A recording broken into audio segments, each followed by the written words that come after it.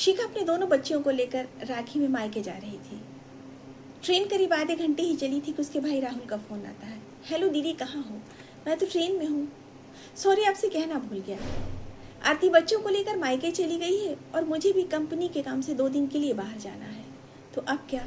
कोई बात नहीं, मैं चाबी बगल में दे जाऊँगा, आप आइए। वो सोचने लगती है उसे क्या करना चाहिए।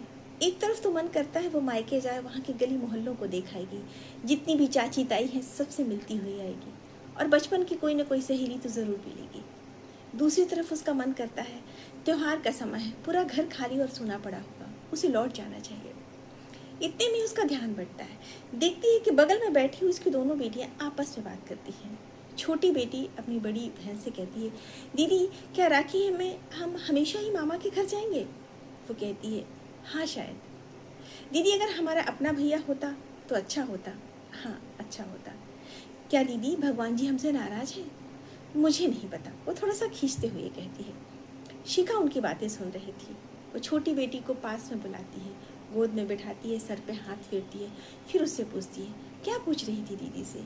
यही कि भगवान जी ने हमें भैया नहीं दिया, क्या वो नाराज़ होंगे? वो उसकी तरफ देखती है और कहती है, बिल्कुल नाराज़ नहीं है, बल्कि जिन बहनों के भाई नहीं होते भगवान जी तो उन्हें ज़्यादा जिम्मेदार और स्ट्रॉन्ग बनाते हैं।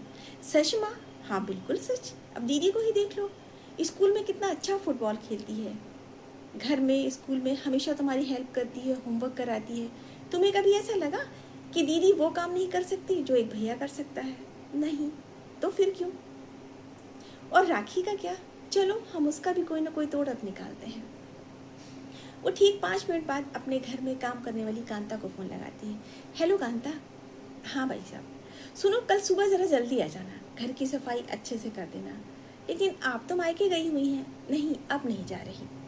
ठीक है। और उसके बाद वो शेखर को फ़ोन लगा कर कहती है, शेखर ठीक 1 घंटे बाद अगली ट्रेन से हम तीनों ही वापस आ रहे हैं। वो थोड़ा सा चौंकता है। क्यों, क्या हुआ? राहुल आ रहा है क्या? नहीं नहीं, मैं घर आके बताती हूँ। और वो तीनों ही ठीक अगले 1 घंटे बाद अगली ट्रेन से घर वापस पहुँच जाती हैं। घर जाती है, घर बिल्कुल साफ़ सुथरा और व्यवस्थित था। वो शेखर से कहती है कि आप बाज़ार से ज़रा नारियल, फल, मिठाई और 2 बंधन मार लेते आना। वो फिर कहता है, राहुल आ रहा है क्या? नहीं नहीं, मैं फिर सब कुछ बताती हूँ। वो बाज़ार चला जाता है। शिखा अपनी दोनों बेटियों को तैयार करती है। अपने घर की एक छोटी सी पूजा रूम में भगवान की पूजा की थाली के साथ वो एक राखी की थाली भी रखती है, उन दोनों बेटियों को बिठाती है। तब तक शेखर बाज़ार से आ जाता है। वो सब कुछ देख रहा था और धीरे धीरे करके उसे कुछ चीज़ें समझ में आने भी लगी थी। तभी शिखा उन दोनों बेटियों से कहती है, आज से तुम दोनों ही एक दूसरे के लिए बहन भी हो और भाई भी हो। राखी तो जिम्मेदारी और विश्वास का त्यौहार है। तुम दोनों से ज़्यादा एक दूसरे पर विश्वास और जिम्मेदारी कौन निभा सकता है? आज से तुम दोनों ही एक दूसरे के लिए भाई भी हो और बहन भी। शेखर के चेहरे पर एक नई चमक थी। यूँ लग रहा था जैसे आज उसका परिवार पूरा हो गया। वो सारे मोमेंट को फ़ोन पे कैद कर रहा था।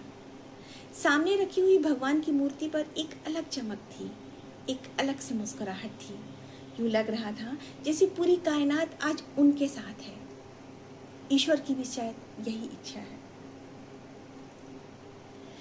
सब कुछ यूँ लग रहा था मानो ईश्वर की मर्जी से हो रहा हो, और सच भी तो है।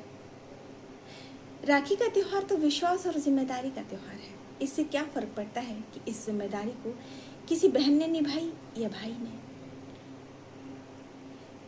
त्यौहार तो खुशियों के लिए है और इसे यूं ही कैसे जाने दे सकते हैं।